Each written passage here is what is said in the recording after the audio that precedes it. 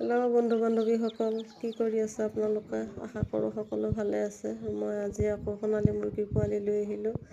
ইয়াতে 200 পিচ সোণালী মুৰ্গীৰ পোৱালি আছে। মই ইয়াতে বৰ্ডিং কৰিম। এনেকৈ মই অকণমান ঠাই বনাই লৈছোঁ। তলত তুঁহগুৰি পাৰি দিছোঁ, ওপৰত এনেকৈ পেপাৰ পাৰি দি কিনে মই পোৱালিকেইটা হিচাপ কৰি নমাই আছোঁ। ইয়াতে পোৱালিকেইটা নমোৱা হৈ গৈছে। ইহঁতে অকণমান খেলি আছে, ৰেষ্ট লৈছে। 10 মিনিট পিছত মই ইহঁতক ইয়াত দানা দিছোঁ আৰু মিঠাইৰ পানী দিছোঁ। অকণমান কুহুমীয়া গৰম পানীৰ লগত অলপ গুৰ মিঠাই মিক্স কৰি কিনে দিছোঁ প্ৰথম খাবৰ কাৰণে। ইহঁতে পানী খাই আছে, দানা খাই আছে। ইয়াতে মই এনেকৈ বৰিং কৰোঁ।